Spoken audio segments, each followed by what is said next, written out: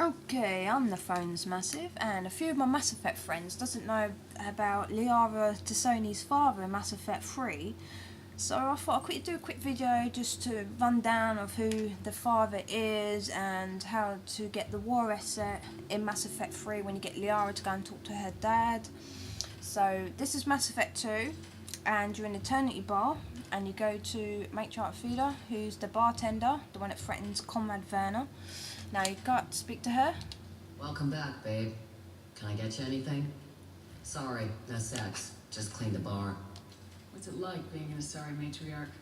Pretty much like being anything else. My parents had it more interesting than I did. Why is a matriarch in a bar serving drinks? It's better than what most other matriarchs are doing. Look at that screw-up with Saren and his Geth a few years back. Their ships were hanging bare-assed in space when Saren started shooting.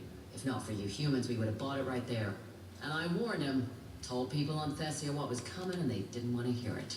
What didn't they want to hear? That art and philosophy and political prowess wasn't gonna cut it. We can't go a single Asari lifetime without some big war breaking out. We need to get our daughters working earlier, not spending their wild maiden years stripping or in merc bands. When I started talking about making new mass relays ourselves, they laughed and blew off my ass. So now, I serve drinks. What's it like living for nearly 1,000 years? Violent. Wars break out. Colonies get destroyed. Sometimes you hear good news, like that colony on Ferros surviving. That's the exception, though. You find peace in whatever arms will hold you. Turian, Elcor, Hanar, even had a pure-blood daughter. There you go, My hint. father. Didn't work out. And one day you wake up, your figure's gotten matriarchal, and everyone else is too young to remember how the Quarians looked inside those suits. Thanks for telling me about that. That's what I'm here for, babe. Get you anything else? I'd like something to drink. Sure. I'll set up a tab at the drink kiosk. Knock yourself out. Watch this. Literally, if you want. This a little Just quick extra don't drink for you. anything for Turians or Quarians. It does nasty things to your insides. Once saw Krogan drink a liquefied Turian on a dare 6 or 7 centuries back. Nobody came out of that one looking pretty. Thanks for setting up the drinks. Pleasure as always. Alright, watch this. Go for the mystery drink.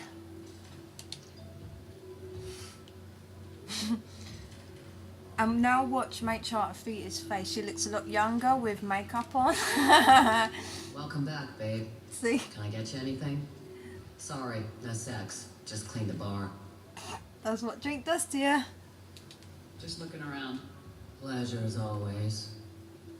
Alright, now I'm going to quickly show you another bit towards the story of Liara's dad.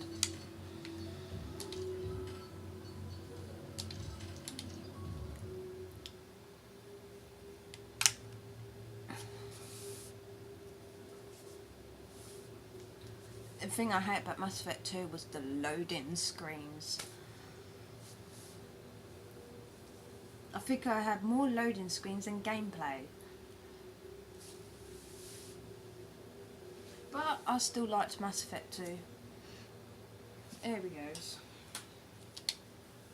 What does this console do? This is the video surveillance map. You can zoom in. Aria T'Loak, Omega, Emily Wong, Oh, hold on. Citadel. Fred Mazai, Citadel. Donnell Udina, Citadel. Armando Bailey, Citadel. David Anderson, Citadel. Praetor Gavon, Omega. Kalisa bint Sinan Al-Jilani, Citadel. Oh, I've got to watch this because it's funny.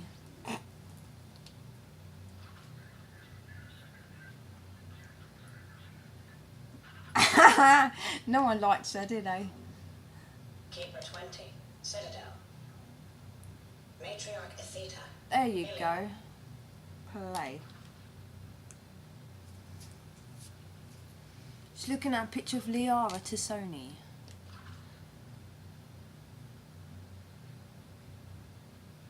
Yeah, right, so you get that. She said about the pure blood daughter, she was a father. And I'm going to quickly show you the Mass Effect 3 little hint. Alright, so now we're in Mass Effect 3 and we're on the Citadel. and we're just about to meet Liara's dad, and then you should get and then you go and speak to Liara, and you should get the war asset.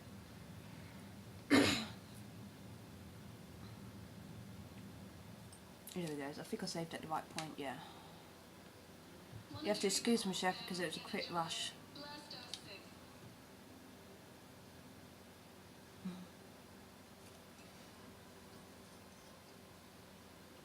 Hey, I remember you. Shepherd, right? Heard you're fighting the Reapers. Matriarch Athena. We were working on Ilium. How'd you end up here? With the Reapers making noise, I figured it was time to get somewhere safer. So I moved here. I don't think so. I've seen some video footage of you looking at Liara. Yeah. Matriarch Benazia was her mother. And, well, she doesn't know it, but I was her father. You mean you were her other mother, right? No, I didn't pop her out. Hell, she's never even met me. Sorry. If you were human, you'd both be called the mother, regardless of which one gave birth. Well, I'm not human, am I? Anthropocentric bag of dicks. Liara would love to meet you. Why? She doesn't even know me from a hole in the ground. Benazia ran off before the kid was born. Besides, this isn't charity work. She's one of the biggest intel brokers in the galaxy. And she's got some shady connections. Like a girlfriend who used to work for Cerberus. I only worked with Cerberus to fight the Reapers. And you're not with him now. I know. If you were, you wouldn't get within a light year of Liara. Is that a threat? I'm no commando, but I've had 1,000 years to learn to fight dirty. Nobody messes with my girl.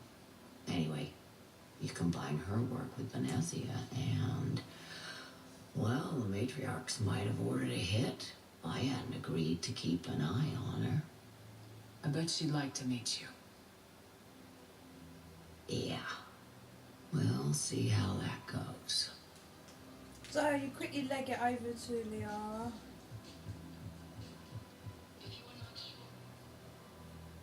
That bartender over there? The matriarch hired by the Asari government to track my movements? She's your father. I know.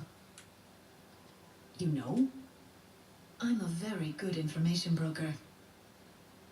And you haven't talked to her about spying on you? If I did that, they might send someone who wasn't as sympathetic to me. Besides, this is hardly the time for family reunions. Liara. Oh, fine. There you go. You should get your little war asset. There you go. But I like listening to Little Natter. Come on. You can't blame the matriarchs for keeping an eye on you. Oh, let me sort this sound out.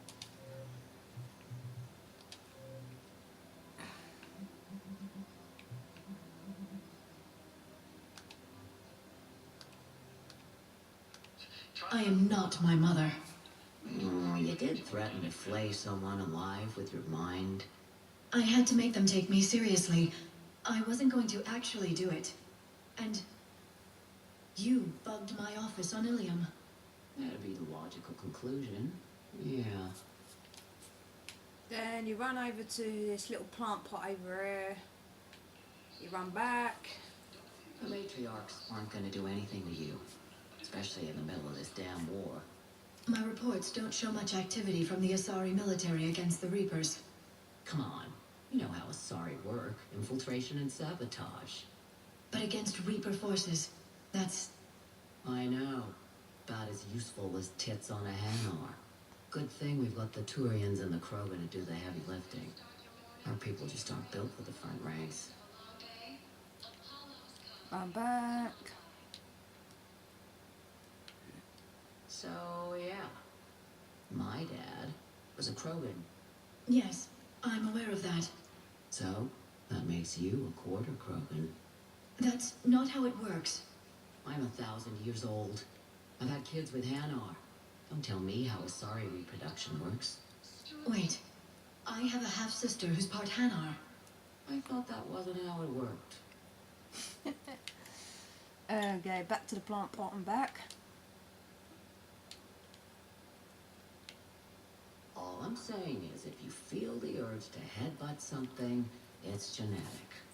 I have never wanted to headbutt anything. Really? Not even a little bit? Come on. I do not headbutt people. All right, fine. Don't go all blood rage on me. Or what? You'll tell the other matriarchs to order a hit. Hey, that's not gonna happen.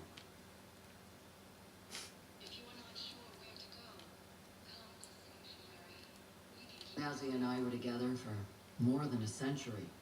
You loved her? Of course I loved her. She was so smart. Always thinking. Nice, too. Hell of a lot nicer than I am. And damn, that rack. I mean, even before she hit the matriarch stage. You don't need to tell me everything. We're going to run back to the plant pot. Nazi was the only one who ever listened to me when I said the Asari were stuck in the past. Only difference was I wanted us to stand on our own. She wanted alliances with the other species. Is that why? Why it ended? Nah. Well, maybe. I don't know. Mostly it ended because she wanted to solve things a smart way. I wanted to fight. Those aren't mutually exclusive. Yeah. I hear you've racked up quite a body count. But then, you are a quarter Krogan. Now you're doing it on purpose. Plant pot back. It was pretty clear she was leaving. Can't be the wise counselor when you're married. Why not? Sex appeal. Most species only pay attention if they want to have sex with you. So, you have to be available, mysterious. What? That's not true. Shepard listens to me. And how many times have you thrown her on the bed and peeled her out of her uniform? Do you have to make it sound so tawdry? If it's all civilized, you're not doing it right.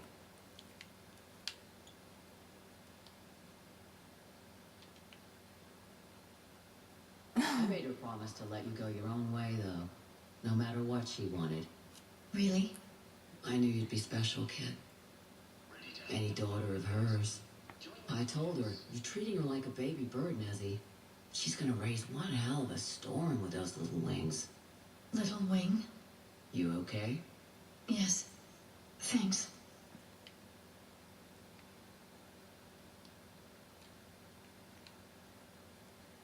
It's better to remember her like this than as whatever she turned into with that Saren bastard. It wasn't her fault. She was trying to stop Saren, guide him as a force of good.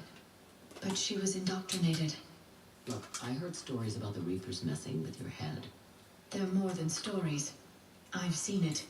Every Cerberus soldier is a Reaper slave. She fought it with every fiber of her being. She even broke free and helped Shepard on Noveria before she died. I was there.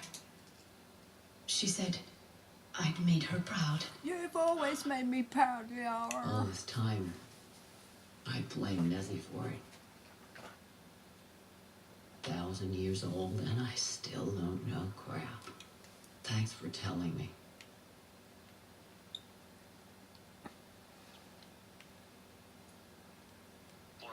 Just take care of yourself out there, okay, kid? I will, Dad. Hey, I've called a few friends.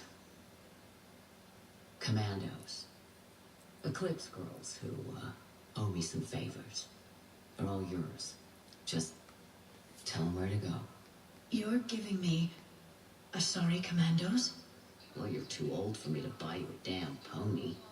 You're the best father a girl could wish for. And that's that.